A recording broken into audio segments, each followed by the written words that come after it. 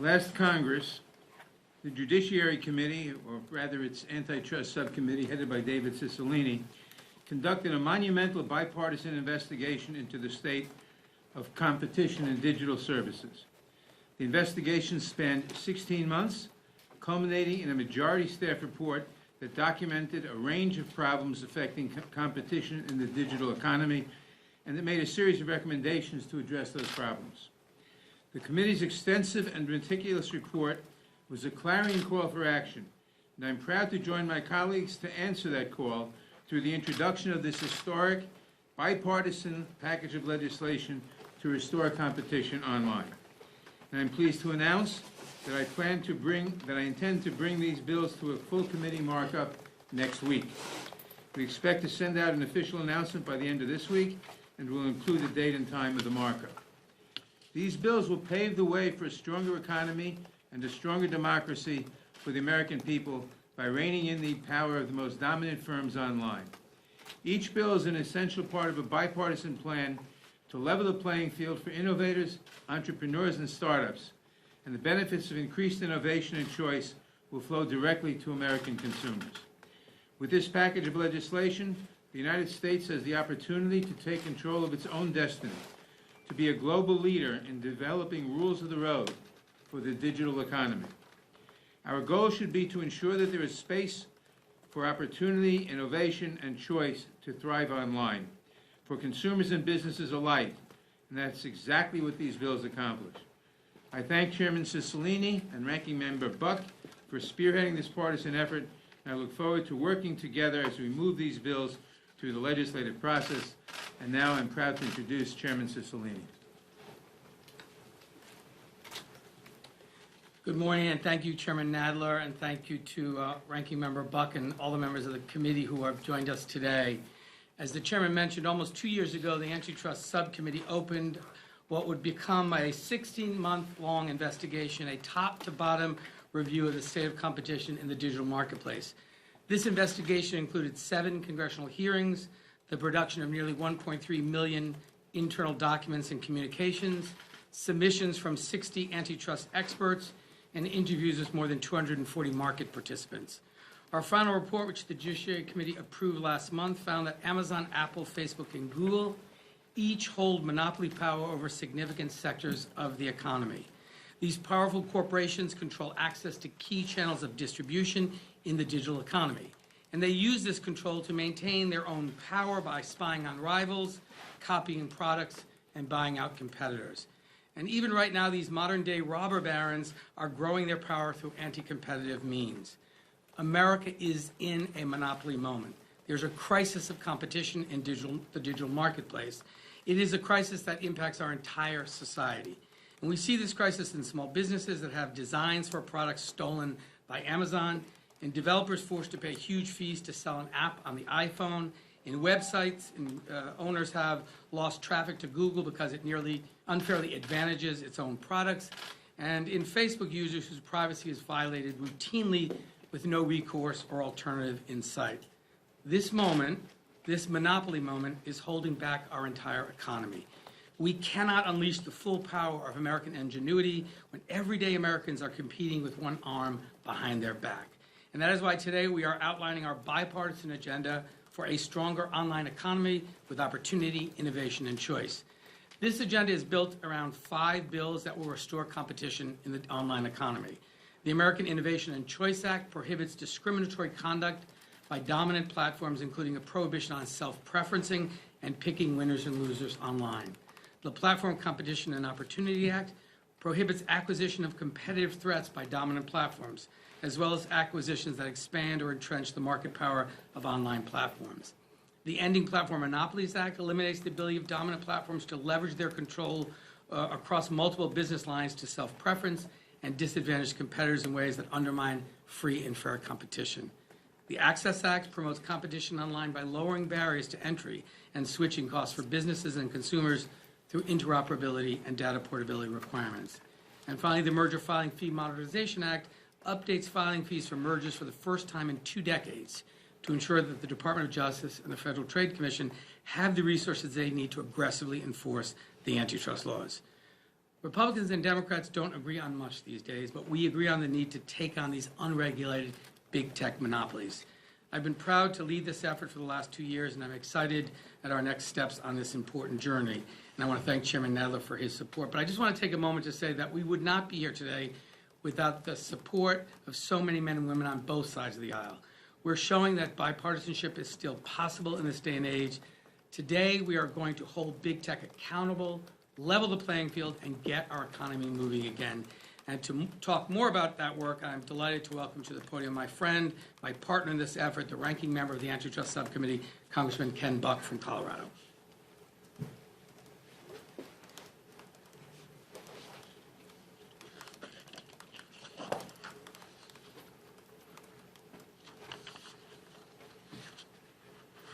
If you'd asked me a year ago if I thought I would be here, I wouldn't have answered yes to that question. I want to thank my colleagues for working in a very serious way to address the problem of big tech's monopoly power. The bills we introduced last Friday are the culmination of an 18-month-long bipartisan investigation into the monopoly power of big tech. Throughout the investigation, we heard firsthand the gross abuses that Amazon, Apple, Facebook, and Google engaged in using their market-dominant positions. Big tech has routinely used their gatekeeper power to crush competitors, harm innovation, distort and destroy the free market, and silence conservatives. This legislation represents a scalpel, not a chainsaw, to deal with the most important aspects of antitrust reform. We are giving the Department of Justice and the Federal Trade Commission the tools they need to restore the free market, incentivize innovation, and give small businesses a fair shot against big tech oligarchs like Jeff Bezos and Mark Zuckerberg. For my conservative friends concerned about big tech's power over information and speech, the only way to stop this power is through antitrust reform. These bills address that power. We will support small businesses. We will support consumers, and we will break up big tech. I want to thank Chairman Nadler and Mr. Cicilline for your leadership over the past 18 months. I look forward to passing these bills with you to end big tech monopolies in our digital economy. With that, I would like to introduce, let me just ask my friend.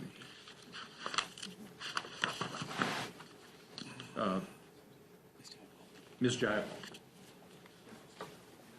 Thank you, Ranking Member Buck, and thank you, Chairman Cicilline and Chairman Nadler, for your tremendous leadership, and to all of my bipartisan colleagues who are here today. This is a big moment, I think, for many of us. I'm proud to be the Vice Chair of the Antitrust Subcommittee, but also someone who represents a congressional district that has long been a global pioneer, innovator, and leader in technology. Before I talk about our historic, necessary, and bipartisan legislation, I just want to remind you of 3 moments that helped set the stage for this particular bill that I am introducing. First, July 16th, 2019, I asked Amazon's Associate General Counsel about the tech giant's use of third-party seller data to create products that compete with sellers on their platform. Under oath, he said, we do not use any of that specific seller data in creating our own private brand products to compete with businesses on Amazon's platform. But nearly a year later, the Wall Street Journal published an investigation that showed that to be a lie. Amazon has been using data from its own independent sellers, small businesses across America, to launch competing products. In fact, a former Amazon employee told our committee that it was, quote, a candy shop where everyone can have access to anything they want. When it comes to using seller data, and in July I asked Jeff Bezos about this anti-competitive practice, and he did not deny it. That brings me to a second moment, which occurred on the same day. I expressed to Sundar Pichai the deep urgency we feel to protect independent journalism. We already knew that Google makes most of its revenue by selling advertising. But what became clear is that the tech giant has total control of the ad market. Put another way, Google is running the marketplace while also acting on the buy side and the sell side all at the same time. That's not only a major conflict of interest, it's also a monopolistic practice with no regulation. It hurts the free press, it hurts small businesses, and it hurts competition. And that takes us to Facebook. Beyond asking about the tech giant's practice of copying, acquiring, and killing rivals, I asked about the work that Facebook is doing to address the hate speech on its platform. Zuckerberg essentially said the company is too big to care. What was clear then is at the heart of today's legislation, these unregulated tech giants have become too big to care and too powerful to even put people over profits. So now, this is the moment where in a bipartisan way, we are introducing legislation that allows Congress to regulate these marketplaces so no companies have a platform so dominant that they are monopolies. Not only is self-regulation by big tech patently ineffective, it also comes at the direct expense of consumers, small businesses, local communities, the free press, and workers. So the Ending Platform Monopolies Act is a structural solution to a structural problem. It eliminates the conflicts of interest that arise from a dominant platform's ownership and reach across multiple business lines. And it ends a dominant platform's ability to leverage its control to disadvantage competition. It makes it unlawful for a dominant online platform to simultaneously own another line of business when that dual ownership creates a conflict of interest. And it requires dominant platforms to divest lines of business where the platform's gatekeeper power allows it to favor its own services or disadvantage rivals. I am so excited that we have this moment to reassert the power of Congress with landmark bipartisan bills to rein in anti-competitive behavior, prevent monopolistic practices, and restore fairness and competition, all while leveling the playing field and allowing innovation to thrive. And now, I believe I'm turning it over to Lance. Mr. Owens. Oh, Mr. Owens. Okay, we switched it. Mr. Owens. Thank you so much. In the early 2000s, I worked at Nextel as a corporate accounts rep. No one owned their phone numbers at the time, and we could not take our data from one carrier to the other. Thanks to the Telecommunication Act, consumers took control over their phone numbers, communications, and data. Americans should always be able to seamlessly transfer their data from one platform to the other. It's something we take for granted today. As we go out and buy our phones, we think about price, coverage, and service, not the fact that we can take our data with us or not. The Access Act allows portability and interoperability, which basically says that the power that big tech has over our consumer data, we now should be able to not only decide who can use it, but what is being used. And I look forward to this control, as we did back in early 2000s, coming now to our consumers here in 2021. Thank you very much.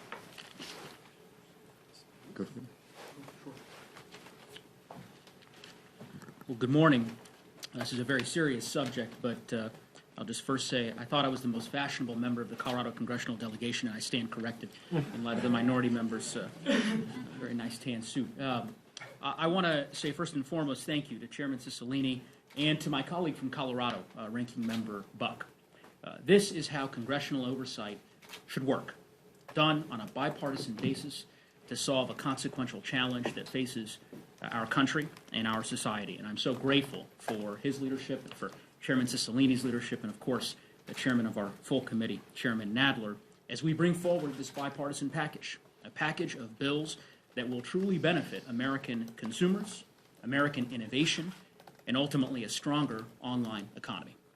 In my district, I represent Colorado's 2nd District. We are home to a healthy startup and entrepreneurship hub.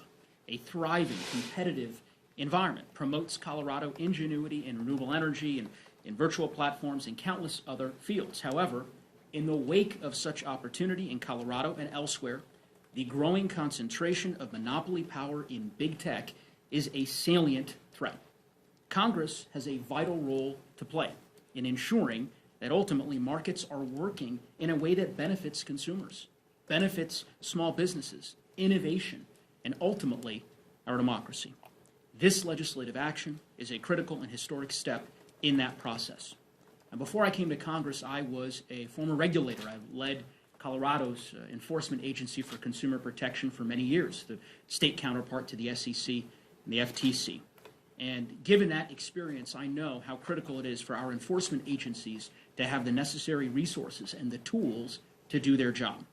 Addressing anti-competitive behavior and investing in antitrust enforcement will expand opportunities for consumers, for workers, and for small businesses, and ensure that we are safeguarding market competition and the innovation at the heart of the American economy. And that is why today, or rather last week, as part of this legislative package, we introduced the Merger Filing Fee Modernization Act with my colleague, Representative Sparks, who will speak in a moment. Bipartisan legislation that will update merger filing fees for the first time, as Chairman Cicilline said, in over 2 decades, ensuring that parties to larger mergers pay their fair share and consumers don't have to foot the bill. This is a bill, I should mention, that has already passed the United States Senate. It's a bill that we can get to President Biden's desk for his signature, and we intend to do everything that we can to make that happen. With that, I want to introduce my colleague, and certainly grateful for the opportunity to partner with her on this effort, Representative Sparks. Thank you. You just said that it was unanimously supported in the Judiciary Committee in the Senate, so it's very good. But we all know that free enterprise, competition, and economic freedom are essential to our political freedoms. And I might not agree with all of the bills in this package, and I don't. I might not agree why we have monopoly problems, oligopoly problems, but we do have these problems. Not just in big tech, healthcare, hospital monopoly, PBM monopoly. We're creating a country with oligopolies and oligarchs running the country. It's very unhealthy, and it's bad for the middle class and for we the people. So I appreciate to have a deliberation and debate on these issues, and we should vigorously debate policy solutions, but that's what Congress should be, about debate, deliberation, developing great policies that benefit we the people.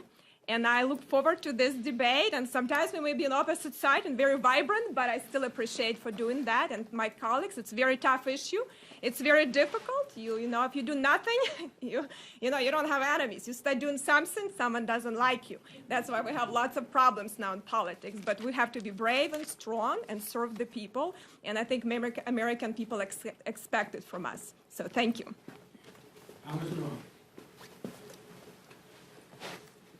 Well, I thank all my colleagues for all their work on this, particularly the chair and ranking member and chair of the committee. I'm happy to be standing here, and I'll take a page out of my colleague's playbook when she referenced the fact that we don't all agree on every one of these bills. But I take to heart when I hear someone who came from a part of the world in Eastern Europe that understands oligarchs and understands oligopolies, understands some of the problems you get with corporate cronyism and empowerment of corporations over people. We saw last year, and we have varying opinions about the why and the how, but we saw last year Amazon make about $100 billion in additional revenue with 100,000 small businesses, over 100,000 small businesses across this country closing down. I mean, this ought to be a wake-up call for all of us to make sure that the backbone of our economy, small businesses, entrepreneurs, free enterprises, we understand it as Americans, is alive and well and strong, and make sure that we've got the right structures in place to be able to preserve and protect that. Look, I've had a Gmail account for almost 20 years, right? I mean, I use Amazon. I'm happy to have stuff shipped to my house. All of us do. I don't use Facebook. My wife does. I see pictures that she puts in front of me on Facebook. But the reality is these companies have massive amounts of power and massive amounts of information on consumers and people. And as people that should be committed to civil liberties and that we should be protecting civil liberties, we should all be, on a bipartisan basis, working to ensure we're protecting small businesses, people, their data, and empowering the free market to work and not allow some of these large corporations to step all over that. So I'm proud to be a co-sponsor of some of the bills, but importantly, I'm proud to have this conversation, to be able to work together and figure out where we're going to go. And this is complicated, right? We're in the middle of the results of the information age, and now we're dealing with that, and we should deal with it together. So I appreciate and applaud everybody for their work and being here. Thank you. Thank you, Mr. Ryan. Our final speaker, Congressman Jeffries.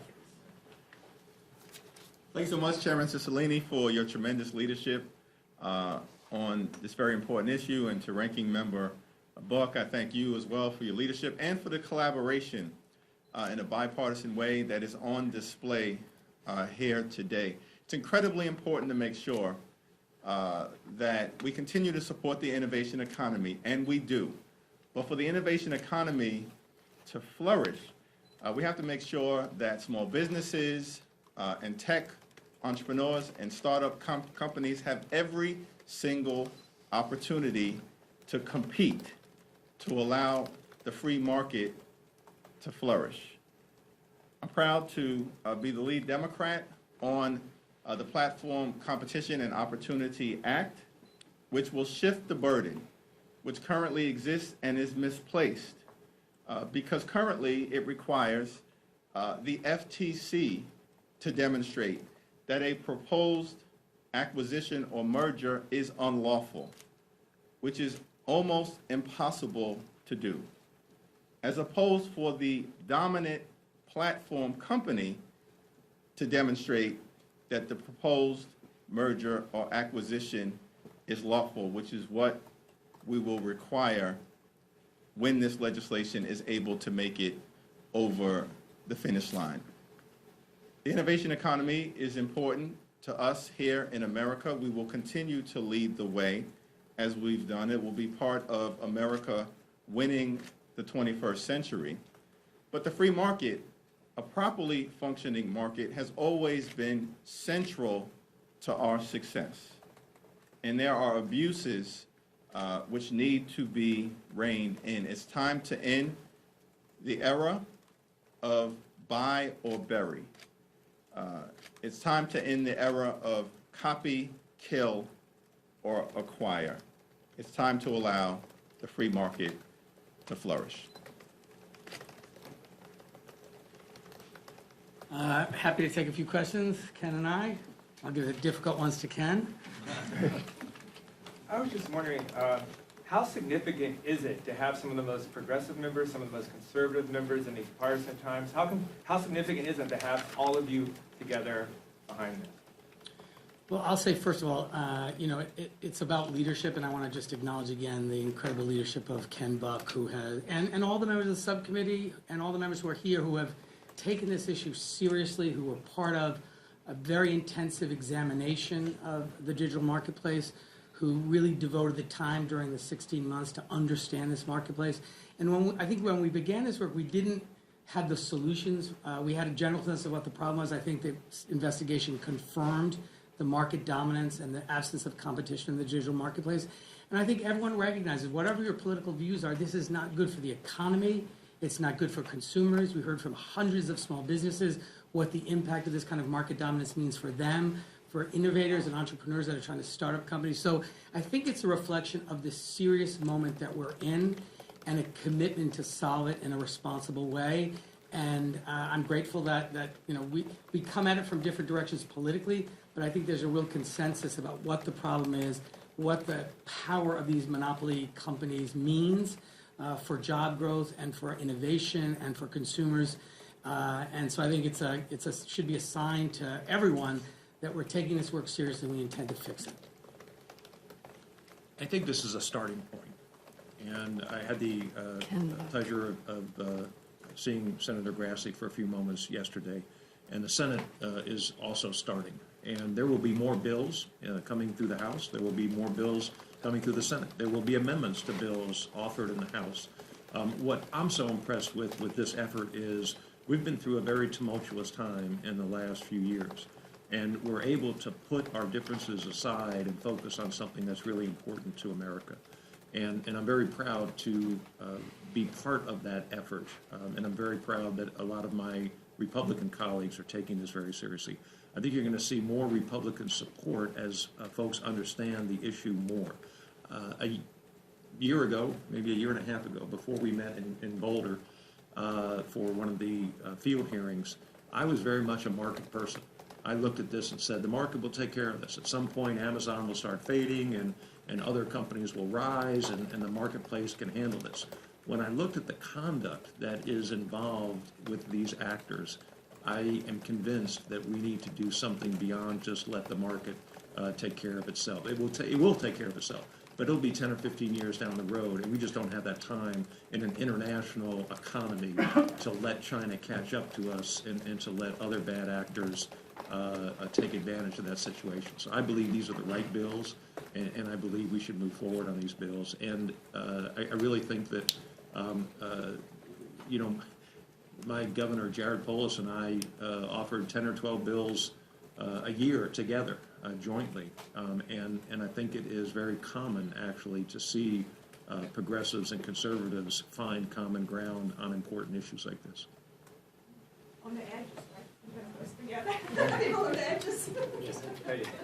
Yeah, so a lot of countries have, well, Australia has their legislation is forcing big tech companies like Google and Facebook to pay publishers for news, and of course this has become a big thing. I'm wondering if there's any appetite for that with these sets of bills. Is that something you guys are looking at? Well, we have the Journalism Competition Preservation Act that Congressman Buck and I have introduced. We're working on some revisions to that, but I think that's another example of the enormous power of these platforms to essentially collect these news stories, use them without compensation to the producers of that content, and it's led to devastating consequences for local news, local newspapers, local broadcasters. So we have a measure that's attempting to address that in the short term, but it's just one more reflection of the incredible market dominance of these firms that essentially dictate terms of how they're going to use content from newspapers. So we're going to continue to work on that. I think that bill's not part of this set of bills, but we recognize it's a serious problem because unlike kind of the sale of widgets, this is about the ability to access trustworthy, reliable news, which is so essential to the functioning of our democracy. And when you look at the number of local newspapers that are going out of business, laying people off because they can't compete, because all their content's being taken and the ad revenues are going to the platforms, it's a broken model that's resulting in a real demise of local news, which has implications for our democracy. So the first hearing we had in this investigation was on this issue, so I hope that we will have a legislative solution to introduce in kind of the next suite of bills on this question. Yes, sir. Chairman Cicilline, I wonder if you can talk about Lena Khan a little bit. Obviously played a major role in the investigation that your subcommittee performed. Now going to be chairing the FTC, the agency that is going to be carrying out many of the functions that are contemplated in these bills. Can you talk a little bit about what you hope the FTC can accomplish under Lena Khan's leadership, particularly as you push this legislation forward? I mean, I think one of the things that struck me, and I think so many others, is the level of inaction by the antitrust enforcement agencies, both at the DOJ and the FTC. And by the way, that was Republican and Democratic administrations. There just wasn't robust antitrust enforcement. So what we, I think, see as our responsibility is to make sure these agencies are properly funded, and that's where Congressman Negus's bill is going to be so critical, making sure they're staffed and led by people who are sufficiently creative and serious about this work, and to be certain that they have the tools necessary to be successful in their antitrust enforcement. And so that may require some revisions in modernizing our antitrust law. So we have a legislative responsibility to pass legislation that fixes the lack of competition in the marketplace statutorily. They have enforcement authority and responsibilities to litigate individual cases against individual companies. I look forward to working very closely with Chairwoman Khan and the FTC when she's confirmed to that position. We've worked very closely with the department and with the FTC in the development of this first set of bills, but I think we can expect a very different approach to this monopoly moment and the enormous market dominance of these technology firms with Lena Khan at the head of the FTC. Do you expect the chairwoman to take a more aggressive approach, tailored kind of to her experience on the subcommittee? Well, I would never presume to speak for her, but I'm very proud that she was a very key part of the investigation, the report that we generated, and the bills we're introducing today. Yes. Do you intend these bills to apply to Microsoft or only the 4 companies that were the subject of the report? The legislation and all of the bills has a definition for covered platforms that requires it to meet 3 requirements. One, that it have a market cap of $600 billion, that it have users above a certain number, and that it be a critical trading partner. And so that will be a determination that has to be made by the enforcement agencies as to whether or not Microsoft is a covered platform. But that standard is the same standard in all 5 pieces of legislation. I think we have time for a couple more. Yes? I was hoping you could explain a little bit about the differences between the American Choice and Innovation Act and the Ending Platforms Act? Because it seems like two ways of getting at the same behavior. So are there different behaviors that they're meant to address, and what's the legislative strategy for having kind of overlapping bills? Well, you know, I feel like okay. So the American Innovation Choice Online Act is a bill which prohibits behavior which favors your own goods and services. So it's intended to prohibit anti-competitive behavior by platforms. And the structural separation bill requires a separation of different lines of business where those conflicts, as Ms. Jayapal explained, exist. And the strategy of having multiple bills is, you know, this is a big area. There's a lot of issues that need attention. We're lucky to have champions in each of these areas that are leads on both the Republican and Democratic side. And look, the reality is we're fighting enormous companies that have, you know, with tremendous economic power comes tremendous political power. I think my friend Ken Buck refers to it as to the lobbying or the swamp of Washington.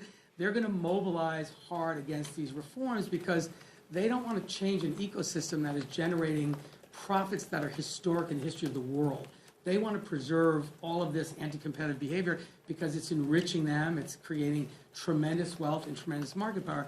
So it also is a strategy of diffusing some of that by having a bunch of champions rather than just one on each side and different bills. So that's part of the thinking. I think we can take one more. Hi, this is actually a question for Representative Oh, good. Sorry. You've mentioned, you know, you hinted that not everyone in the caucus and your side of the on the aisle will support these bills. And could you just talk a little bit more about how you're going to try and convince them? And have you started having discussions with leadership, including Ranking Member Jim Jordan?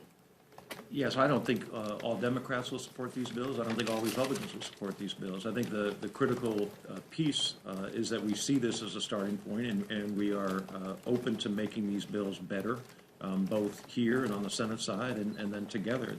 If we don't start somewhere, if we don't do something, this problem becomes much, much bigger.